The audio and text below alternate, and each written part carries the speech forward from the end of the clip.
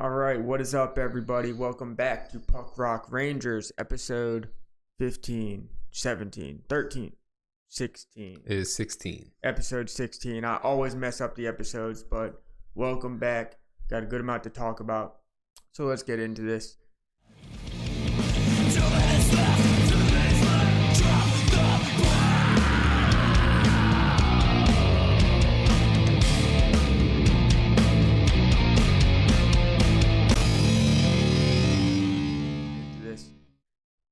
All right, guys. So lots going on in the hockey world, but as always, we're going to give you updates on our lives since you care so much.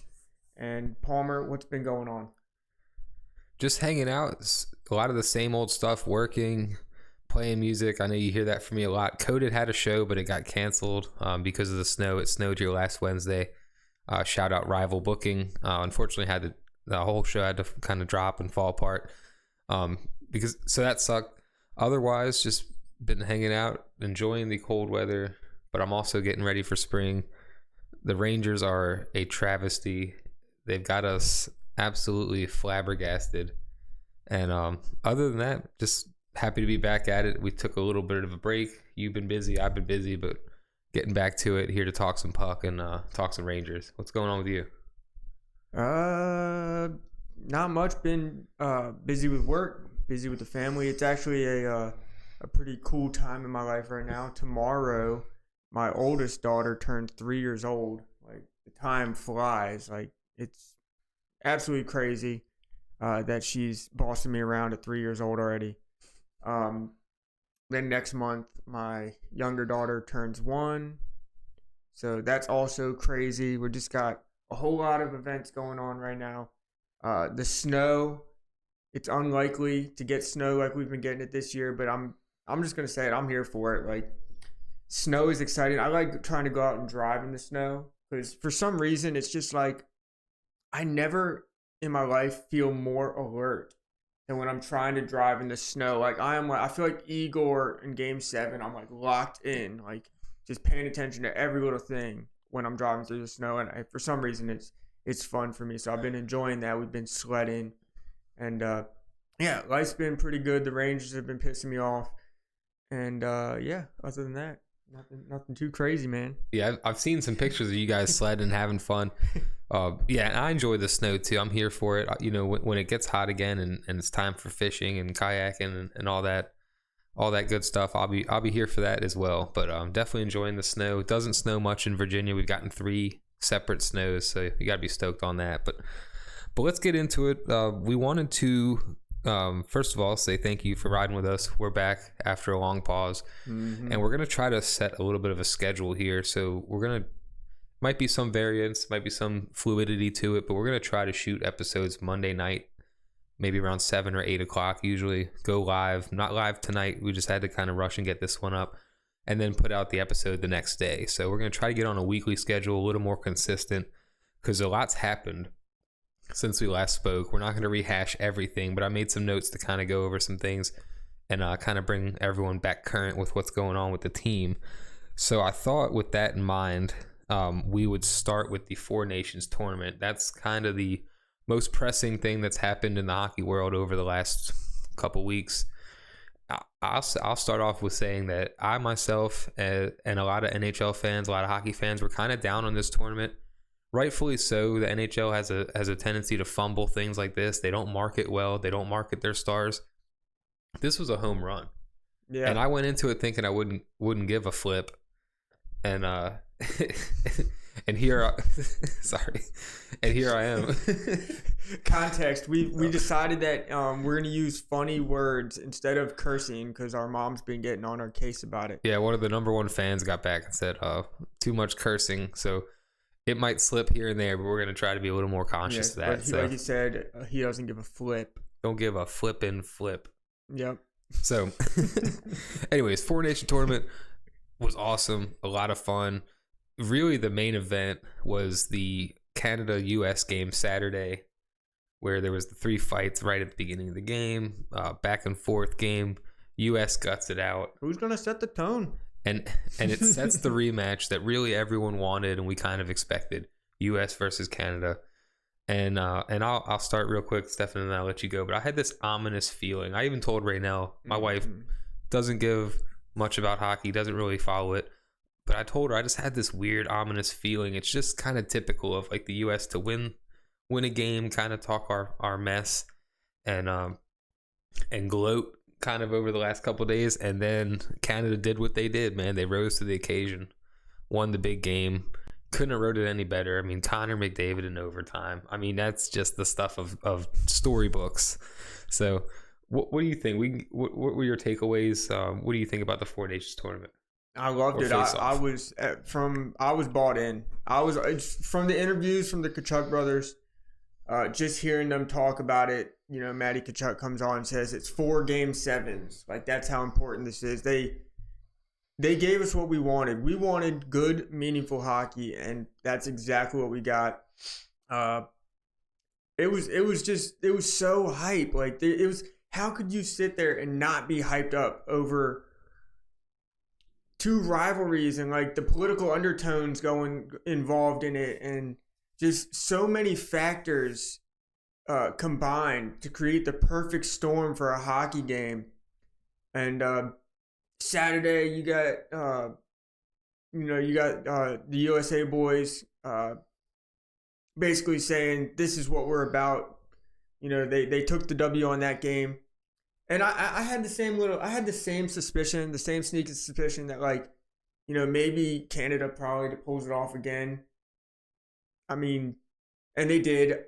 I wasn't as confident in that finals game as I was in the Saturday night game. And even if they didn't win that game, it was just like, how could you not be like completely entrenched in this beautiful sport and everything that they've been going through?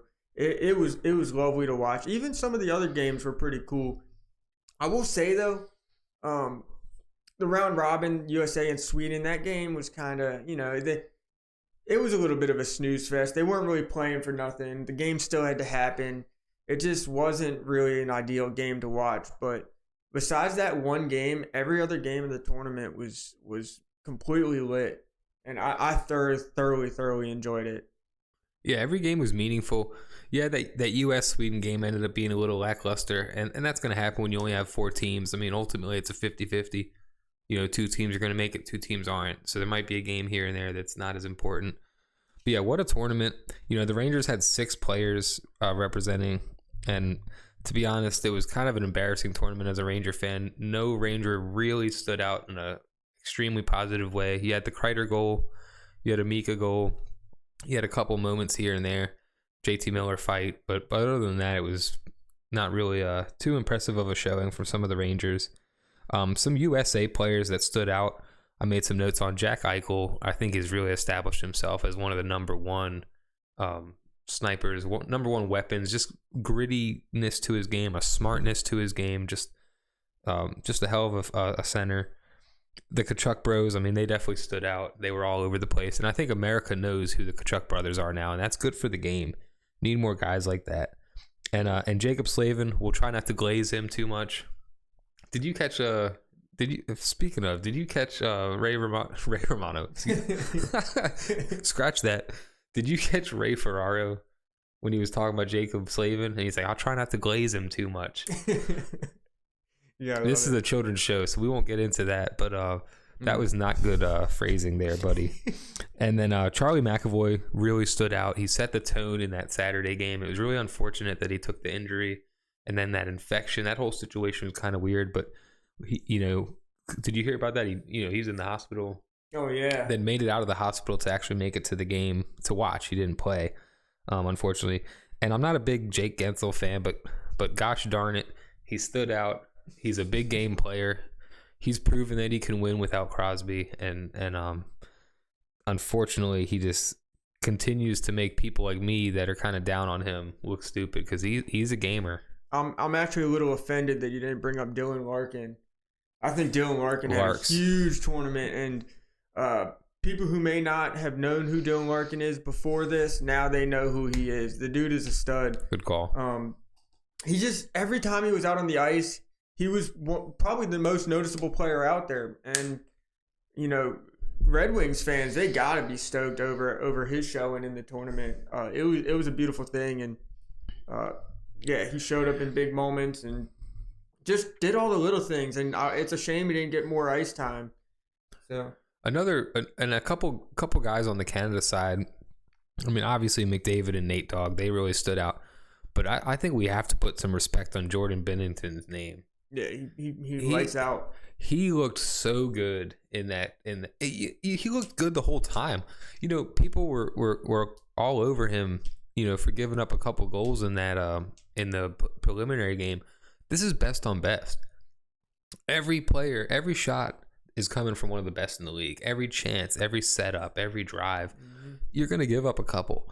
You know, it was funny that, you know, Canada was talking about, you know, that they were almost treating it like they had already lost the tournament because of him. And then he comes out and he's lights out, dude. Big saves in overtime against Austin Matthews. Sprawling saves. I mean, he was just a brick wall. And I was kind of happy for him. I'm not a Binnington fan. I mean, I really don't know much about the guy. He's a Blues goalie. Who cares? But I kind of was personally happy to see a guy that caught a lot of flack really come through and have a huge game. And I think most of Canada owes him some free Tim Hortons for a long time. Just the overtime alone. Like he could have done whatever. He could have played as bad as he possibly wanted through the entire tournament. He comes into that overtime twice. Stoned Matthews. Oh man, he stole. It was straight robbery, and he should be charged on a misdemeanor for how for that larceny that he pulled, stealing them goals from the Team USA. Yeah, he looked really good. So I do also want to say you could easily tell that the Team Canada on that Saturday night matchup, they were missing McCarr. You could tell they were missing McCarr, and then McCarr gets healthy. He gets to play in the final, and you could tell that Team USA was really missing Tkachuk, and they were really missing McAvoy. Yeah, McAvoy had a huge game. You know, he was on McDavid like a fly on shiitake. So, but yeah, nice save. Yeah, no, he had a huge tournament, and then he got injured, and you could tell the team was missing him. And Tkachuk, he wanted to play, he wanted to be out there the best he could, but he was just in too much agony. He couldn't. I think he played like 6 minutes in the game or something. So yeah, the team was missing that, and it's an unfortunate event. But that just goes to show you. Tell me one time when you're watching an all-star game and people get injured. Like, these dudes were playing. It was the real deal. This was not an all-star game. No. And I enjoy the skills competition here and there. You know, it kind of brings me back to my youth of watching some of those guys. But this was way better than an all-star game. I don't think you can beat this into the ground and do it every single year. I almost think you do it every other year, and it kind of serves as like a precursor for the Olympics. Mm-hmm. But what an event. You know, I think it will help grow the game. I mean, you had non-hockey fans talking about it. You know, people texting me that don't watch the game. Me too. You know, so that was pretty exciting. And one big takeaway, Rangers fans, you know, definitely leave the event feeling a little horny. And I know that's probably not the best way of saying it, but you just want more, man. You're watching some of these guys like Jacob Slavin. You're watching McAvoy. You're watching your boy Brandon Hagel. I love Hagel. Feisty little, you know, Sam Bennett. You know, I made a meme after the tournament wrapped up of a shopping cart with all the Rangers people that they're looking for maybe in the cart. The Rangers got a lot of work to do, and watching that tournament was kind of evident that you know, the Rangers have some good players on their team, but diminished is kind of the way that I could describe the efforts and really the points and really the whole season. Everything's been down. It's like that Blink-182, down, down, down, down. This is how that season reminds me. It's just been down, man. And it drives me crazy how, you know, the eye test showed Adam Fox, the first 3 games in the tournament, he looked really good. He was moving the puck well. He was skating decent. He was doing the things. And then come the final game, and what's he do? He gives up a soft, wet noodle pass up the boards. Bennett picks it off, and then he can't get back in position in time for the rush. And then on top of that, he just was like, he was struggling. He was just that same player that we've been used to seeing this season on the Rangers, where they're getting hemmed in their own zone. But it was infuriating because he had first great 3 games, and then that 4th game, the one that really mattered, he was MIA. It was a no-show. So that was really frustrating. Well, and I have some notes on Adam Fox, and I've kind of run the gamut of emotions from I was pretty fired up after the Four Nations and then the Buffalo game. To watch Tage Thompson, absolutely walk him and Lindgren for that goal. And if it wasn't a goal, it would have been a power play. So it's like that's what it takes to stop the guy. You either got to hang off him and get a power play, or he's going to score regardless. Adam Fox, the time has come to get this guy a legit defensive partner. I am tired of seeing Lindgren. It's nothing personal against Lindgren. If Lindgren was, relegated to a third line pairing on this team, I could probably live with that. But this team doesn't see him that way. They value him and Fox's friendship or college buddy, not college, but they grew up playing together. They're pretty close. None of that matters anymore, man. It's not working. The goose is cooked. And you got Fox, who's not the most intense, not the biggest, not the strongest or the fastest, but he's smart. He's got awareness. He moves the puck well. He's offensive. He needs someone that's more of a stay-at-home that can kind of help settle things down. And it's crazy because there's delusional fans out there that say, well, that's Ryan Lindgren. He plays a physical game. He plays a physical game, but he's slight in his frame. He's a small guy. He's banged up.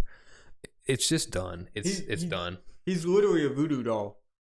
He is a voodoo doll at this point. Like he's just been poked and beaten to a pulp. Like I love him as a person, but like you're right. It's time to move on. Like look at the Keandre Miller situation. We were all ready to run him out of town, and I'm not saying that he's turn it around 100%, but they got him a pairing. They got him a guy in Will Borgen who's more responsible. And Miller's looked a little bit better since then. He's looked better, yeah. He's looked better. Like, it's not every single game that we're like, that was Miller, that was Miller, that was Miller, Miller's fault, Miller this, Miller that. Get Adam Fox a pairing guy who's going to be compatible and yeah, it has to happen. It has to happen or this team's going nowhere fast. Well, and some people think that guy could be Miller, and I'm as low on Miller as I could be this season after what he's shown, but he is on the uptick lately. He's been playing a little better, and I would, if you're gonna try that, give it some run, give it some time. No one's ever given that time. As soon as things go south, they pull the plug on that pairing, and you never see it again. If you think the solution is in house, give it a shot. It might be Keandre. It might be Braden Schneider. It might be Borgen. Hell, it might be Jonesy. It might be Borgen. If it's not in house, we need to bring it in. But it's not Ryan Lindgren. It's not working anymore. It is not working. We've watched this defensive pairing get pushed around round after round in the playoffs. Igor has bailed them out. It's not working anymore. Yeah, get him a responsible stay-at-home D. He's so offensively minded in the defense. He needs to be with someone who's more defensively minded and responsible. So let's switch gears. Do you have any more to say on Adam Fox? Nope. Just wanted to go over because since the last episode, Steph and I wrapped, we were pretty tired of hearing about JT Miller, so we didn't go over the speculation. A couple of days after that episode, the Rangers trade for Miller. So we're not going to rehash all of that, but I just wanted to get your overall take on what I'm calling the JT Miller effect. Too soon to tell still. It's still too soon to tell. I mean, he comes in and he does his job, but is he going to be able to make the other players do their jobs as well? Like, is he capable of elevating everyone else on the team, or is it going to be another case of where everybody's lackluster performances are going to drag him down to where he becomes apathetic and stops caring? It's a little bit too soon to tell, but so far, I like what I've seen from him. He's been contributing in one way or another. If it's not points, it's with physicality. He brings a steady forecheck to this team, something that we've been dying for, absolutely dying to see is the New York Rangers on the forecheck. I love the pickup. I'm not really missing Filipino as much as I thought I would. And I'm excited to see what's going to come of this, and I'm excited to see what happens next.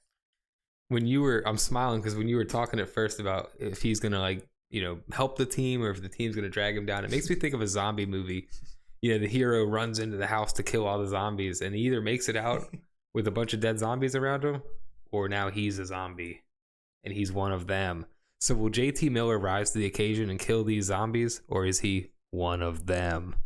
I guess we'll have to find out and see. I just want to see the next beef. Like, he's the type of guy who's so passionate about the game that if somebody else is giving up or quitting, they're gonna hear about it. They're gonna learn about themselves. And JT Miller is the guy who's gonna teach them about themselves. I would imagine Mika is already bringing JT Miller his coffee to the game. I would imagine that's already happening. That was probably part of the deal to get him here. But him and Trocheck are buddies. That's been beaten to the ground. I don't know if you noticed. There was an interview with Trocheck where they asked him, "Oh, you're good friends with JT Miller," and he was like, "Yeah, that's been talked about. He's tired of hearing about it. Yeah, they played hockey together. A couple of these guys know each other. Let's beat it to the ground." But yeah, JT Miller's looked good. He scored a couple goals in his first game, then kind of slowed down. Had a big goal last night. Yes. Against the Penguins, and we really should touch on those games a little bit. Something about the Sabres, man, they just have our number. That's the second time they've kicked our keister this season, and I know we beat them one other time, but that was like a 3-2 game. The other two games have been completely lopsided, and then you get the Penguins. This hasn't happened since like the 60s. I don't remember the exact date, but you get two teams from a back-to-back that just got beat 8-something. That just gave up 8 goals in the game previous, because the Penguins gave up 8 to the Capitals the night before. So then you get the Penguins, who are down bad, and the Rangers, who are down bad, and unfortunately someone had to win this game.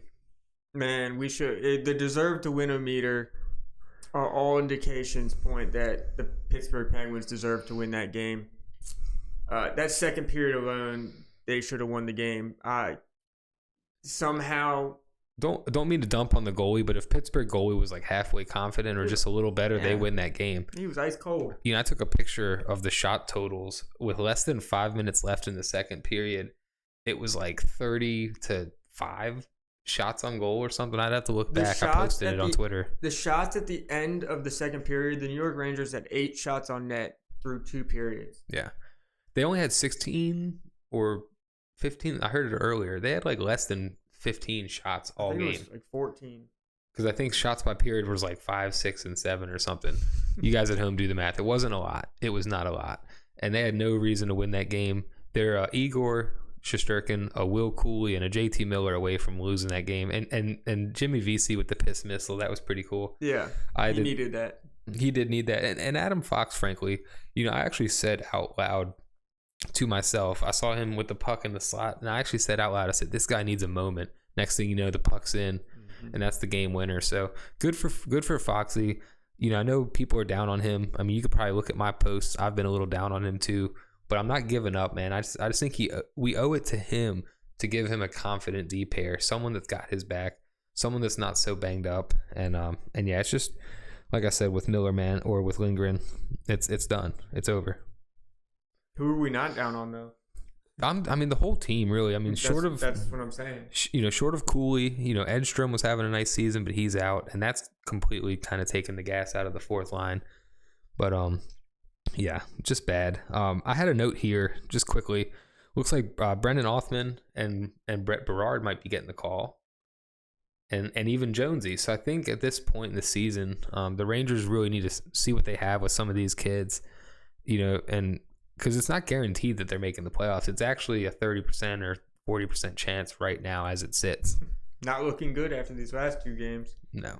And the last 2 games, frankly, no part of this, the win against Pittsburgh last night had to be the least satisfying win I've ever witnessed. Like, they won, but I was so, like, I almost, like, there's a point in the game where I was almost, like, not rooting against them, but, like, just, like, hoping that Pittsburgh would shell us and just embarrass the hell out of us. Yeah, it was a hard watch for sure. Staying awake through the whole thing was a little bit tough, and it was only a 3:30 game. So, yeah, it was brutal. The boys had 2 weeks off, and they just never came. They never got finished with vacation. So. Brutal, completely brutal. Mm-hmm. What do you think of your boy Laviolette? I don't know. Laviolette, some of his decision making is very, very questionable. last year he seemed to know exactly what was needed to do. The team, it almost seems like they just kind of bought out. Last year they were all bought in. This year they're bought out. I wish he would switch from man on man to protecting the house in our zone, because every single time we're not built for man on man. Yeah, we're not built as a man on man defensive coverage type team. If it ain't broke, don't fix it. Last year we did great, and we protected the house with that 1-3-1, and you don't see that stuff. And the only time you ever see a 1-3-1 now is if we have a 2-goal lead and they're trying to shut it down. But why aren't we doing the 1-3-1 and trying to shut it down before we have a lead? Like, it just infuriates me that we are scrambling in our own zone for long periods of time. And I can't tell you the last time that the New York Rangers had an offensive zone pressure for more than like a minute and a half of consistent moving the puck and putting it on net. It hasn't happened barely at all this year. Even the goals the other night, they score off the rush. The Rangers, every once in a while, score a couple goals off the rush or broken plays. They don't cycle the puck. They don't forecheck. They don't pressure. Yeah. It's embarrassing. Yeah, Laviolette, and he keeps putting the lines in a blender. Like, find some chemistry and let them cook. Stop mixing it up after one bad shift, 2 bad shifts. Like, if you don't have the roster, you don't have the roster. But at least let the boys try to gain some chemistry. At least let them try to figure each other out. I can't believe I'm here because I gave Laviolette such an endorsement after last season. And what I'm gonna say about Laviolette, I think deserves this this precursor, or this what's the word I'm looking for? It's not all his fault. I think that needs to be said. Yeah. It's not all his fault. No. This team has quit and regressed, and you can go across the board. Panarin, Mika, Kreider, Laffy. I mean, virtually every player's stats are down. Eye test is down. I mean, it's just been a bad season. I don't think that's all on Laviolette. But what I also don't see, I see no fire.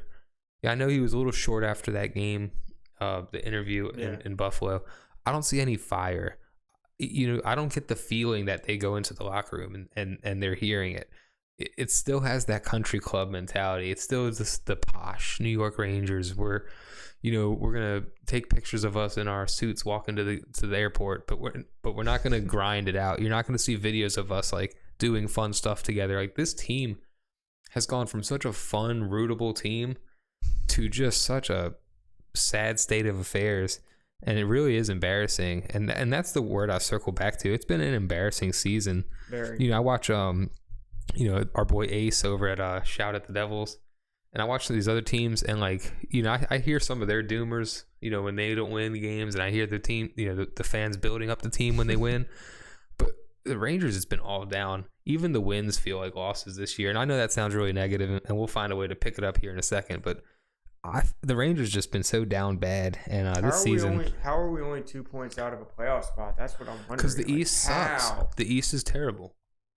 The East is terrible this year. So. Laviolette, in my opinion, needs to go. I don't think they'll give him the hook during the season. I think they'll let him ride it out, but this is his funeral. Make no mistake. Moving on. So the trade deadline is in less than 2 weeks. It's on the 7th of March. Today is the 24th of February. Yeah. So less than 2 weeks, and the Rangers have 5 games until the deadline. And just to go over those games, so they play tomorrow night.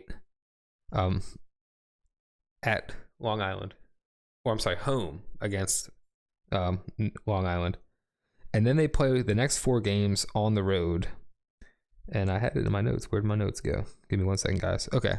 Yeah, so home tomorrow versus Long Island. Then they go on the road Friday in Toronto, Sunday in Nashville, Monday again against the Islanders in their home. That's going to be tough. And then they wrap up that stretch in DC, where they almost never play well against the Capitals, who are going to completely pump us. So those are the 5 games until the trade deadline. The Rangers have to sell. The Rangers cannot buy this deadline. If they buy, it has to be a big time move. It has to be a 1-for-1, or it has to be like a hockey trade, as they say. and it has to be with I almost said tomorrow. Yeah, tomorrow has to be with next year, next couple years in mind. It cannot be a rental for this year. The Rangers need to be like one of those feisty teams. If they make it cool, make some noise, maybe try to disturb some stuff and beat a team here and there. But make no mistake, man, this is not a Stanley Cup run this year, short of a miracle, and I don't see that happening. Yeah, I'm with you. Get rid of Lindgren. Get rid of Smith. Who else could we dump that doesn't have like a lot? I would be interested. I would be interested to see what we could get for K'Andre Miller. I have this weird feeling that we value him and that he'll be a Ranger next season. And I'm not 100% out on K'Andre Miller. I still see the potential. I'm not. I know I've talked my a little wishy-washy. I've talked my shiz. And look, I have the right to go back and forth and be critical. Yeah. I maintain that there's upside. I maintain that he's a big, rangy, strong kid, and I want to see what's there. But, he's had some really terrible moments this season. So, not completely down on K'Andre. I'd like to see what happens. And honestly, if I almost see, if you can find another person on the second pairing with Borgen or put Schneider up there and shore up the third pair, maybe give Miller some time up there with Foxy. See what happens. But the pretense is there when Miller's going to have to be physical. He's going to have to step his physical game up. He's been looking a little more physical. And he has. And I have to give him his flowers. He dumped one of the Penguins yesterday in the third period right towards the end of the game. And I was blown away. I was almost like, that couldn't have been Miller, but it was. He's looked a lot better. I got to give him his flowers there.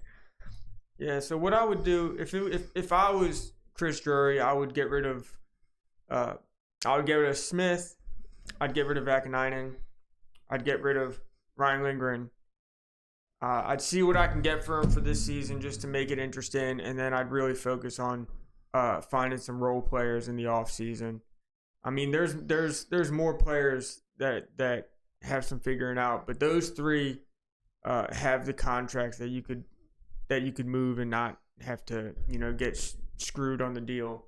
So yeah, those are the three on the top of my at the tip of my tongue that I can say I'm okay with them going somewhere. Yeah, and I agree 100% with that. And frankly, I don't have a wish list. I like to joke and make memes, but I don't have a realistic wish list of who the Rangers need to add this year. They need to subtract.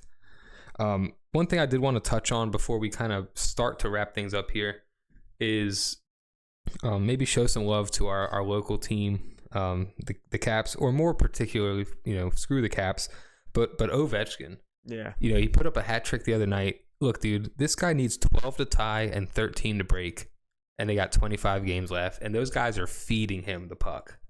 There's no way he doesn't break this record. Yeah. There's no way. That's regular season. That doesn't even count the playoffs, and they're number one seed. They're going to make a run. But what if he has a playoff like he had last year? Dude, he's playing out of his mind. I know. Matt Rempe 1, Alex Ovechkin 0.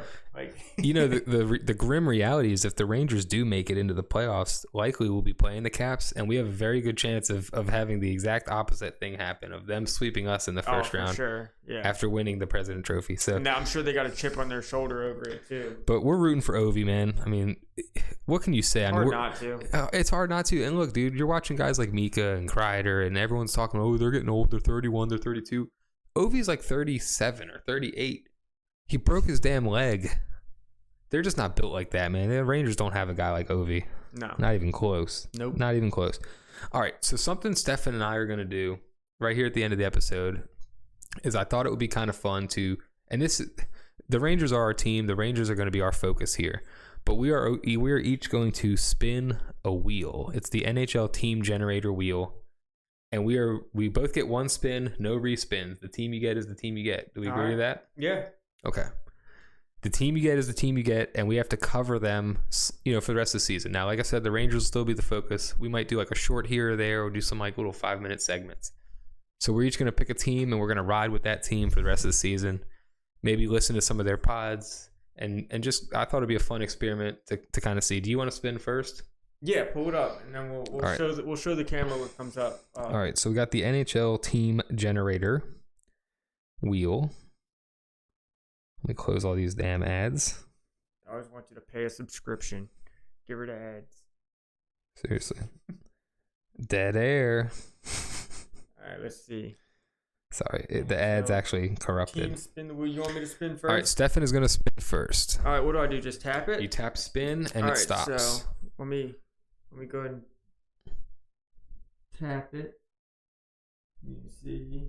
Let's see, who did I get? Who is that? I can't see it. I got the Avalanche. Avalanche. Yeah, see that? I got the Avalanche. That's crazy, man. That's his childhood team, and that is the actual team I wanted to get. All right. You son of a bitch. You son of a biscuit eater. Maybe we can trade. Maybe we will trade. Depending on if you get somebody. All right, let me spin the wheel. After Stefan got one awesome, I'm going to get something so bad. First round pick and the Avalanche for whatever team you get. All right, I'm spinning. I'm not even going to bother with that. Who is it? The Oilers. Oh, that sucks. Oh. I don't want to trade. so it's McKinnon and McCarr. I don't want to do this. I don't want to do this stupid exercise.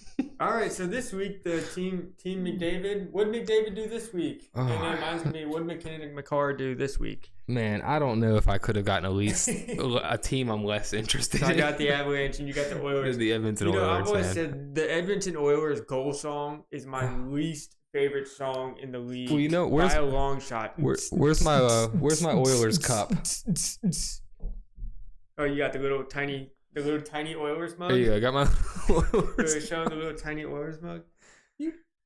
There you go. So I'll be sipping out of that. Well, that's that. Who wasn't in the episode today because we cut him off the camera. Don't forget Tiny Brian Leach. Tiny Brian Leach. So put him back up down there. So can't have the episode without Tiny Brian Leach. So I'm so my exercise blew up in my face, but that's usually how life goes. You couldn't got someone cool like the Panthers or like.